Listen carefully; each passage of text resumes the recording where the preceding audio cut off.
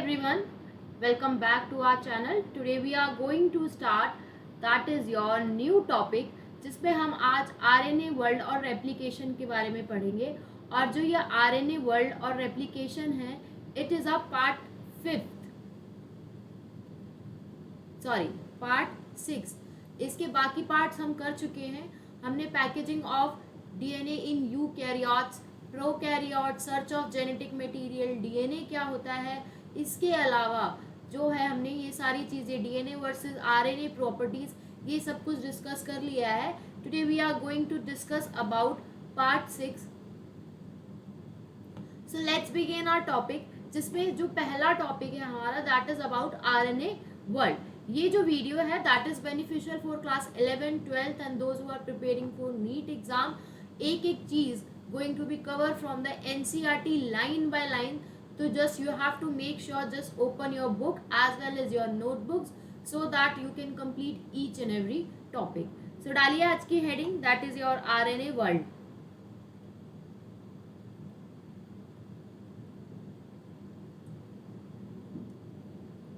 तो हमने अपने लास्ट लेक्चर में पढ़ा था कि अगर हमें इंफॉर्मेशन स्टोर करनी होती है, ठीक है, अगर हमें जेनेटिक इंफॉर्मेशन को स्टोर करना होता है तो उसके लिए सबसे अच्छा जेनेटिक मटेरियल हमारा डीएनए है। लेकिन वहीं पर अगर हमें कोई भी जेनेटिक इंफॉर्मेशन को ट्रांसफर करना है तो उसके लिए जो सबसे अच्छा जेनेटिक मटेरियल है दैट इज योर आरएनए। हमने अपने लास्ट लेक्चर में पढ़ा था that is for storage of genetic information, जो सबसे अच्छा है दैट इज योर डीएनए। और वहीं पर हमने पढ़ा था that is for transmission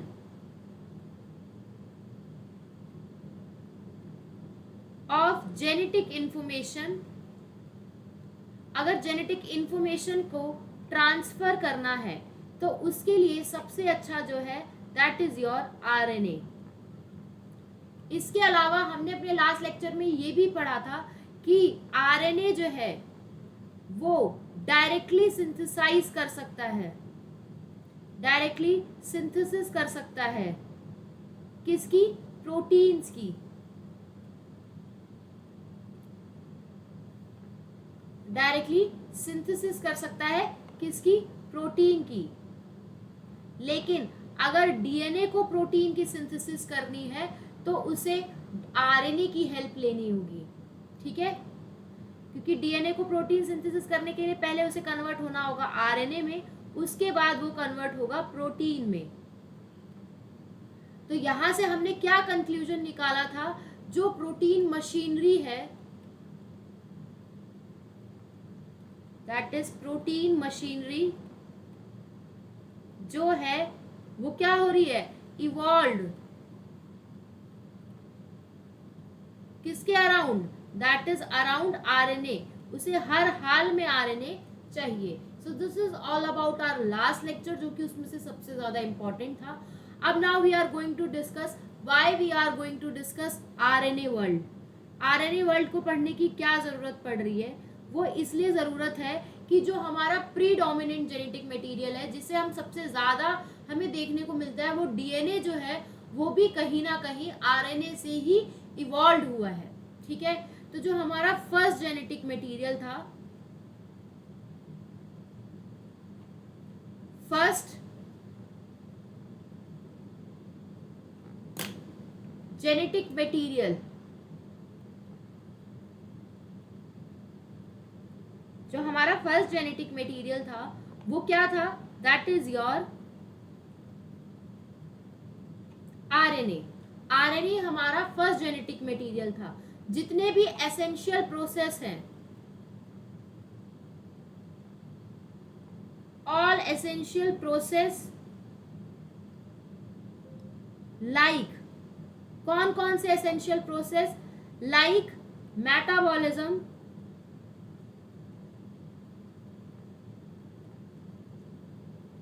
translation, और स्प्लाइसिंग, ये सारे क्या हो रहे हैं, that they all are evolved around, इन सब के लिए किसकी जरूरत पड़ रही है, दैट इज आरएनए की जरूरत पड़ रही है। ठीक है, कौन कौन से, मेटाबॉलिज्म, ट्रांसलेशन और स्प्लाइसिंग, इनके बारे में देखते हैं। तो अगर हम बात करते हैं मेटाबॉलिज्म की, और हमने देखा ट्रांसलेशन और स्प्लाइसिंग, ये जो स्प्लाइसिंग है ये आगे हम पढ़ेंगे, लेकिन यहाँ पे इसको थोड़ा सा पढ़ लेते हैं। तो अगर हम बात करते हैं मेटाबॉलिज्म की, तो मेटाबॉलिज्म के अंदर क्या आता है, मेटाबॉलिज्म के अंदर आपका डीएनए रेप्लिकेशन आता है और फॉर्मेशन ऑफ टीआरएनए आता है। इन सब के बारे में अभी हम पढ़ेंगे। फॉर्मेशन ऑफ टीआरएनए आता है, वेयर एज ट्रांसलेशन के अंदर क्या आता है, that is formation of peptidyl transferase.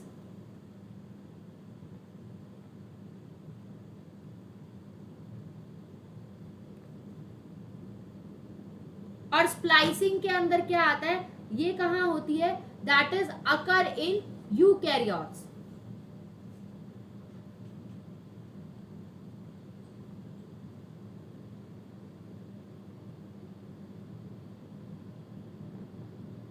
तो चलिए एक एक के बारे में डिस्कस करते हैं। सबसे पहले हम देखते हैं कि जो आपका डीएनए रेप्लिकेशन है, तो अगर हम बात करते हैं in DNA replication,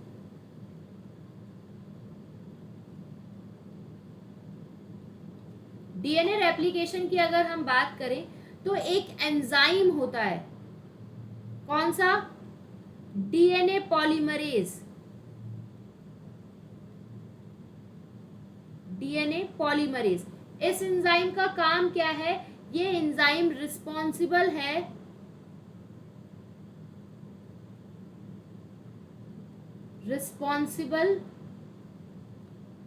for synthesis of polymer chain, जो चेन बन रही है उसके लिए ये एंजाइम रिस्पॉन्सिबल है। ठीक है, और जो इसमें डीएनए पॉलीमरेज होता है वो एंजाइम भी बिना आरएनए प्राइमर के नहीं बढ़ सकता आगे। ठीक है, वही लिखना है हमें कि ये जो डीएनए पॉलीमरेज है, ये जो डीएनए पॉलीमरेज है कैन नॉट इनिशिएट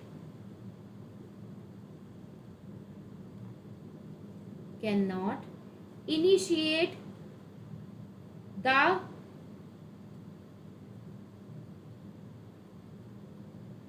रेप्लिकेशन, ये जो अपनी रेप्लिकेशन है शुरू नहीं कर सकता, can not initiate the replication without RNA primer.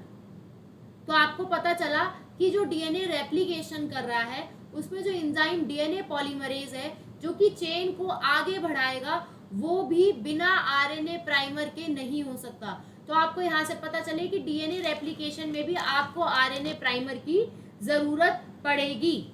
ठीक है, without RNA primer. RNA primer होता क्या है, तो आरएनए प्राइमर है that is a short stretch of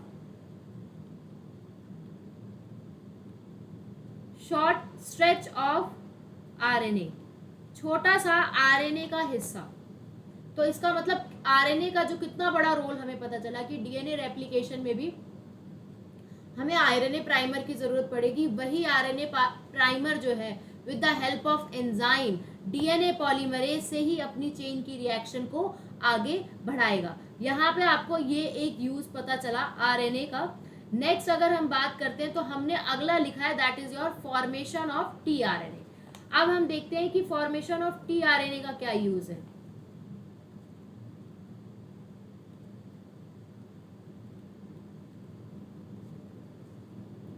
formation of T RNA. अगर हम टी आरएनए के फॉर्मेशन की बात करें तो टी आरएनए किस में हेल्प करता है भाई? टी आरएनए का काम क्या है पहले तो ये देख लो। टी आरएनए जो है बहुत सारे अमाइनो एसिड्स को लेके आता है और किस में हेल्प करता है? That is help in for the protein synthesis. T RNA का काम क्या होता है?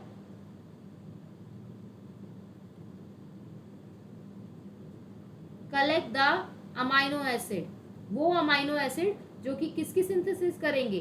प्रोटीन की, फॉर द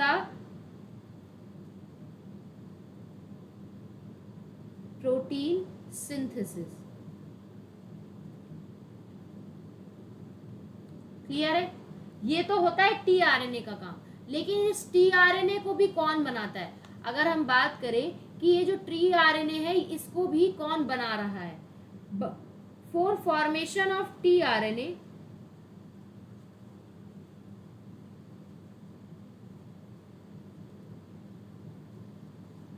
ये टी आरएनए बनाने के लिए भी हमें एक आरएनएज एंजाइम की जरूरत है।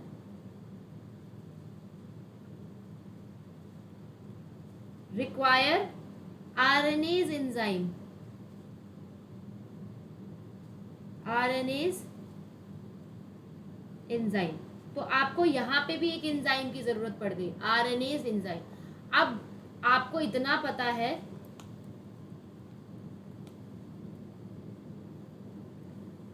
कि जो आरएनए है वो कैसे एक्ट करता है? एक्ट एज जेनेटिक मटेरियल, इतना पता है। लेकिन सम टाइम यही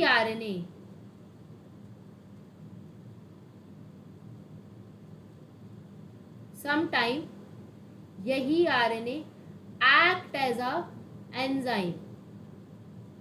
ये आरएनए जो है एंजाइम की तरह भी एक्ट करता है और उस पे तब इस एंजाइम की तरह एक्ट करता है तो हम उसे क्या कहते हैं? राइबोजाइम कहते हैं। क्या कहते हैं? राइबोजाइम कहते हैं। अब हमने ये दो पढ़ लिए, यहाँ पे आरएनए की जरूरत पड़ती है। अब हमें देखना है फॉर्मेशन ऑफ पेप्टाइडल ट्रांसफेरेज, जो कि ट्रांसलेशन में यूज होता है। ठीक है, नेक्स्ट है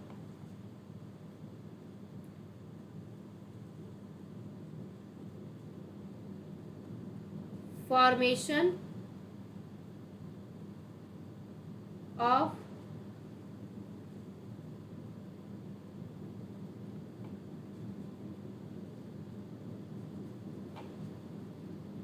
अब हमें देखना है फॉर्मेशन ऑफ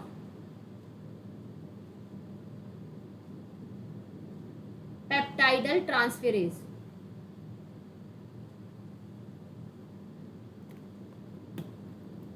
पेप्टाइडल ट्रांसफेरेज। अगर हम पेप्टाइडल ट्रांसफेरेज की बात करें तो ये जो पेप्टाइडल ट्रांसफेरेज है ये किस में हेल्प करेगा?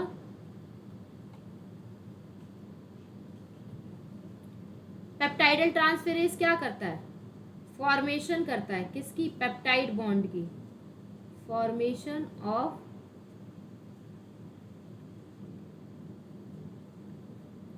किसकी फॉर्मेशन करता है? पेप्टाइड बॉन्ड की।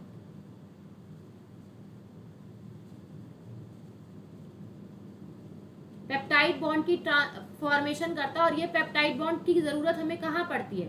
ट्रांसलेशन में।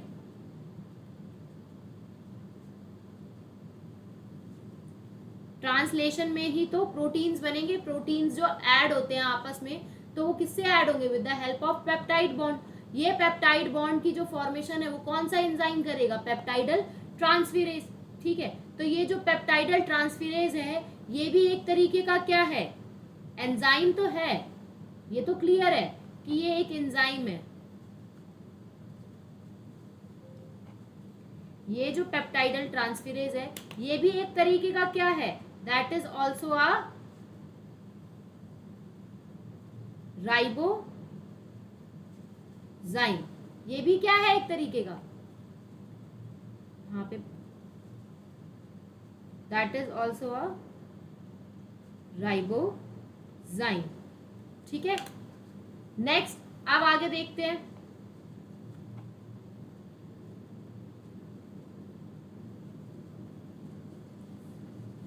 अब ये जो पेप्टाइडल ट्रांसफेरेज होता है, इसके बारे में एक चीज और देख लो। ये जो पेप्टाइडल ट्रांसफेरेज है, इतना तो आपको पता चल गया कि ये राइबोजाइम है, दैट इज अ राइबोजाइम है। लेकिन ये जो पेप्टाइडल ट्रांसफेरेज है, ये प्रोकैरियोट में अलग तरीके से बनता है और यूकैरियोट में अलग तरीके से। अगर हम बात करते हैं प्रोकैरियोट की और हम बात करते हैं यूकैरियोट्स की, तो अगर हम देखें प्रोकैरियोट में, तो इसे बनाता है 23 srRNA और यहाँ यूकैरियोट्स में बनाता है 28 srRNA। ठीक है, नेक्स्ट अगर हम बात करें, एक और बचा है, दैट इज योर स्प्लाइसिंग। जहां जहां आरएनए यूज होता है मैंने सब करा दिया। एक स्प्लाइसिंग में भी होता है, जो कि कहाँ अकर होगी, that is occur in eukaryotes. Eukaryotes में देखने को मिलेगी। और होता क्या है, splicing of HNRNA, splicing of HNRNA। ठीक है, इसके लिए हमें किसकी जरूरत पड़ेगी, HNRNA के लिए, that is we require need of SNRNP,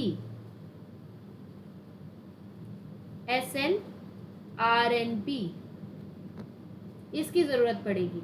ये जो SNRNP होता है, that is a small nuclear ribonucleoprotein. ये किस किस से मिलके बना होता है, that is your SNRNA plus protein से मिलके बनता है। ठीक है, और ये जो SNRNA है, ये भी क्या है, एक तरीके का राइबोजाइम ही है। तो आपको पता चल गया आरएनए का यूज कहाँ कहाँ होता है। नेक्स्ट अगर हम बात करते हैं, तो ये चीज आपको समझ में आ गई कि आरएनए जो है वो कैसे एक्ट कर रहा है, act as a genetic material plus catalyst, एक कैटालिस्ट की तरह भी कर रहा है। ठीक है, ये कैटालिस्ट की तरह करता है तो भाई इनएक्टिव है। कैटालिस्ट मतलब एंजाइम की तरह यूज होता है, राइबोजाइम्स बन रहे हैं, इनएक्टिव है, अनस्टेबल है। इसीलिए इसके अंदर कुछ क्या हुई, मॉडिफिकेशन हुई। और जैसे ही मॉडिफिकेशन हुई तो फिर यहीं से क्या देखने को मिला, डीएनए इवॉल्व हुआ। अब आपको पता चला कि जो हम डीएनए की बात कर रहे हैं, that it is a predominant genetic material, वो डीएनए भी कहीं ना कहीं आरएनए से ही इवॉल्व होके बना है, आरएनए की मॉडिफिकेशन से ही डीएनए बना है। ठीक है, इज इट क्लियर, ये सारा टॉपिक क्लियर है। लेट्स सी, एक बार इस टॉपिक को फिर से देख लेते हैं कि आरएनए जो है, दैट इज जितने भी हमारे एसेंशियल प्रोसेस हैं,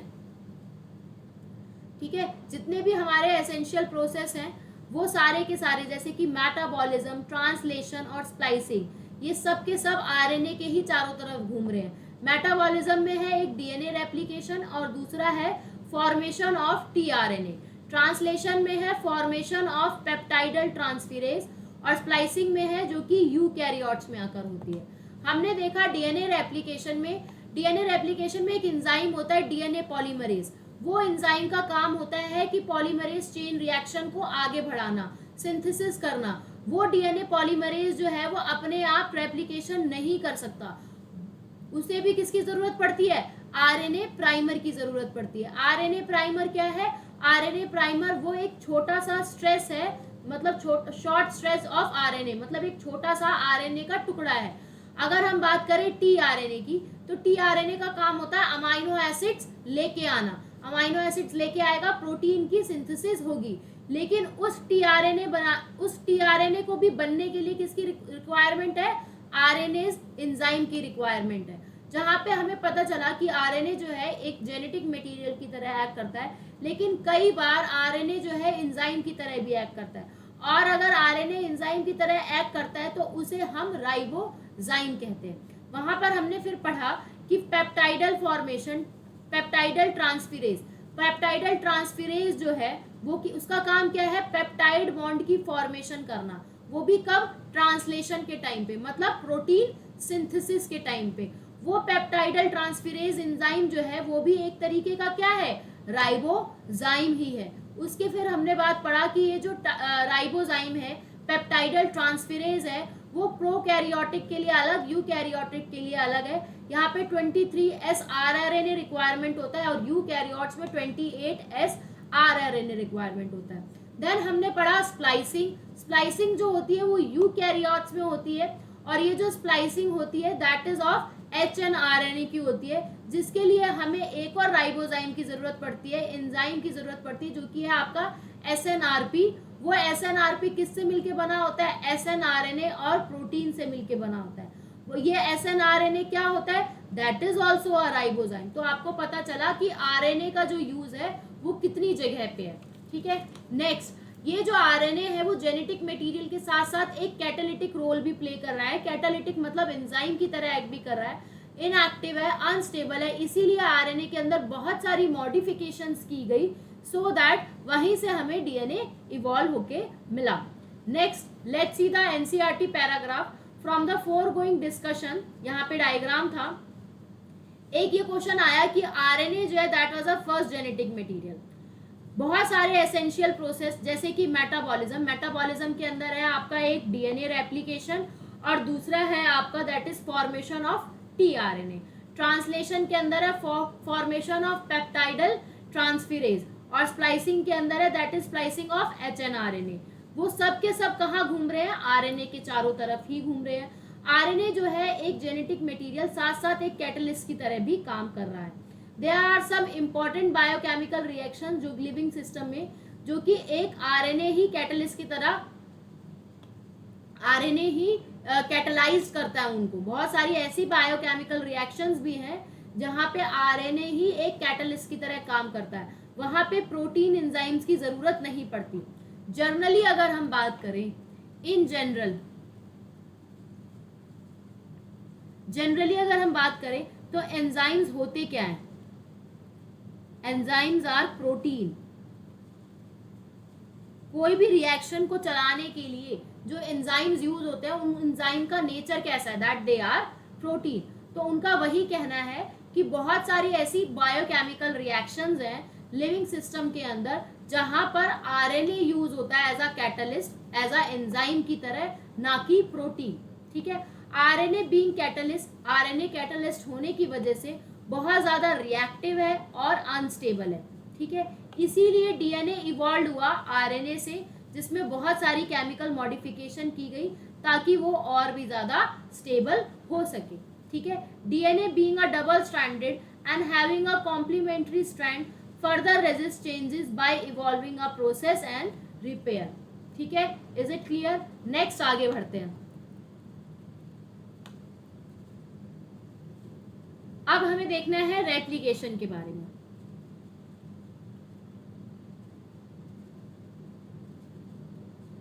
रेप्लिकेशन, रेप्लिकेशन का मतलब क्या होता है? अगर है कि रेप्लिकेशन है तो रेप्लिकेशन का मतलब क्या होता है? रेप्लिकेशन का मतलब होता है मीन्स फॉर्मेशन ऑफ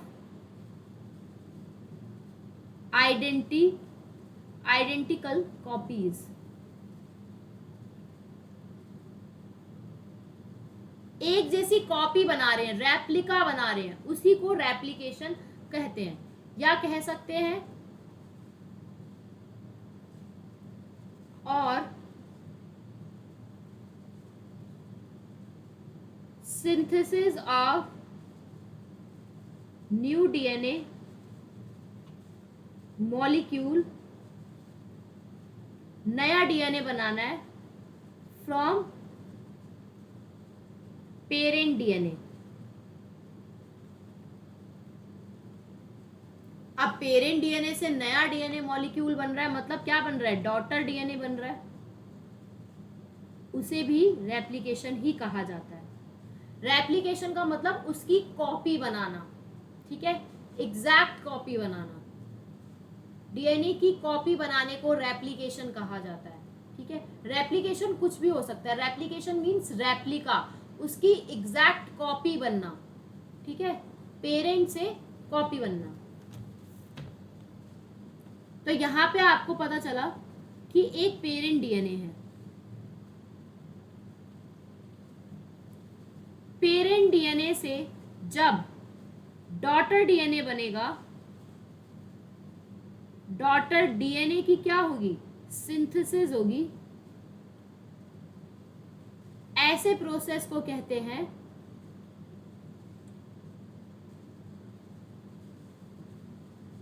कौन से प्रोसेस से होगा, दैट इज बाय रेप्लिकेशन। अब रेप्लिकेशन जो होता है वो बहुत तरीके का होता है, एक होता है कंजर्वेटिव, डिसरप्टिव और सेमी कंजर्वेटिव। हमें जो पढ़ना है that is a semi conservative mode.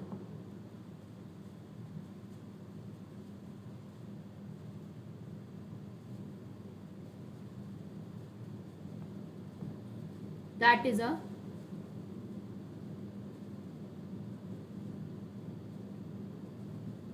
Semi conservative mode of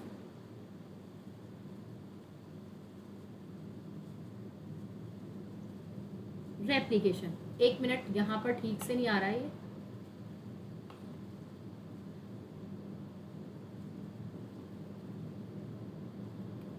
that is a daughter synthesis. यहां पे देखते हैं semi conservative mode of replication. अगर हम बात करते हैं semi conservative mode of replication की, तो ये जो semi conservative mode of replication है ये किसने दिया था, that was proposed by Watson and Crick. Watson and Crick ने ही दिया था। ये वही साइंटिस्ट हैं जिन्होंने किसके बारे में बताया था, इन्होंने ऑल्सो क्या प्रपोज किया था,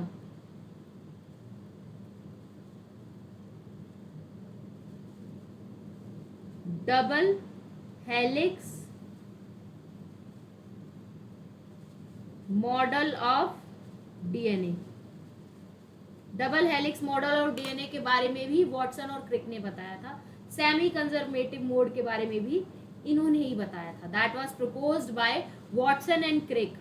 एंड ये प्रूफ किसने किया था, सेमी कंजर्व मोड ऑफ, इसको भी यहीं पर लिख लो ताकि आपको ये दोनों चीजें पता हो। Proof by Meselson and stall.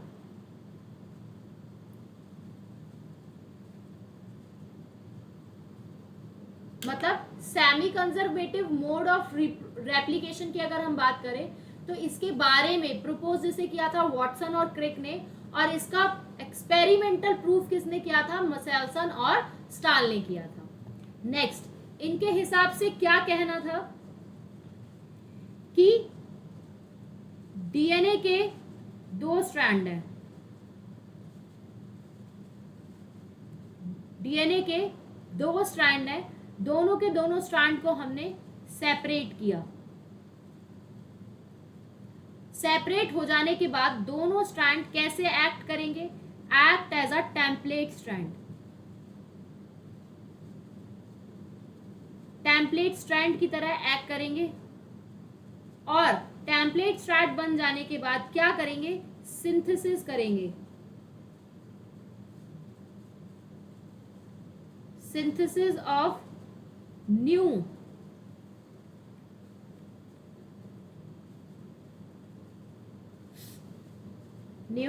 Complementary strand, और नया कॉम्प्लीमेंट्री स्ट्रैंड बनाएंगे। मतलब जो डॉटर डीएनए है, जो डॉटर डीएनए बनेगा उसके पास क्या होगा, डॉटर डीएनए कंसिस्ट, क्या कंसिस्ट करेगी, वन स्ट्रैंड, जो उसका एक स्ट्रैंड होगा वो कैसा होगा, that is a parental strand, parental strand. और उसी डॉटर डीएनए का जो अदर स्ट्रैंड होगा वो कैसा होगा, that is a newly synthesised strand, newly synthesised strand. चलिए बना के देखते हैं। So this is your parental DNA, parental DNA मैंने बताया था पेरेंटल डीएनए है वो दोनों डीएनए सेपरेट होंगे, कर दो इनको सेपरेट, और दोनों अब एक्ट एज अ कैसे करेंगे, act as a template strand, ठीक है। अब यहाँ पर जैसे मैंने लिखा होता ए टी और यहाँ लिखा होता टी ए, उसी तरीके से यहाँ लिख लो जी सी, ठीक है, क्लियर है। अब आधा आधा कर दिया है तो इसकी लेबलिंग वैसी ही कर दो, ए टी जी और इधर आएगा टी ए सी, ठीक है। अब इसका काम है आधा स्ट्रैंड को बनाना, ठीक है। अब वो act as a template strand करेगा और नए स्ट्रैंड को सिंथेसाइज करेगा, लाइक दिस, ये नया स्ट्रैंड बन गया, यहां पर आ जाएगा टी, टी की जगह ए और जी की जगह सी, उसी तरीके से यहां क्या आएगा, टी की जगह ए की जगह टी और सी की जगह जी। आपको क्या देखने को मिला, ये जो ग्रीन वाला है ये कैसा डीएनए है, that is your parent DNA, और ये जो पिंक वाला है ये नया डीएनए बना है तो ये क्या है, that is your new DNA. उसी तरीके से इधर भी ग्रीन वाला क्या है, पेरेंट डीएनए, और ये पिंक वाला क्या है, नया बना हुआ डीएनए, न्यू डीएनए। और ये दोनों है क्या वैसे, that they are daughter DNA. समझ में आया, सेमी कंजर्वेटिव मोड में डॉटर डीएनए के अंदर, ठीक है। तो डॉटर डीएनए के अंदर हमें क्या देखने को मिलेगा, in daughter DNA, daughter DNA कैसा है, 50% parental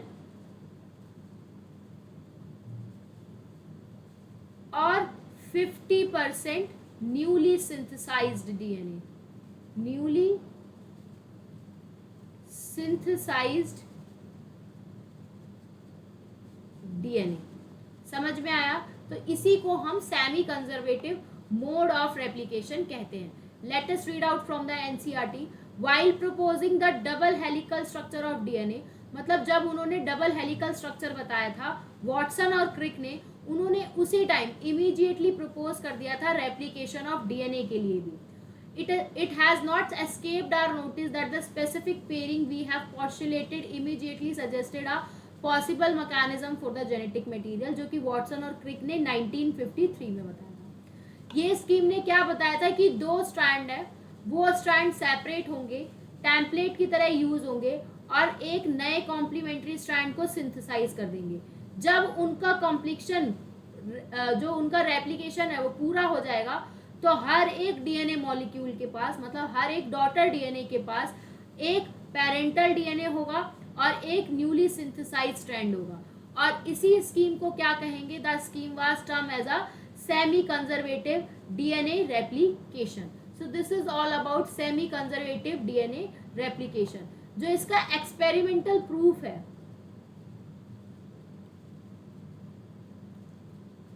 experimental proof of DNA replication.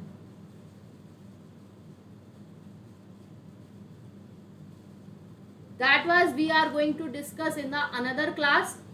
So stay tuned with our channel. See you in your next video. Thank you so much all of you.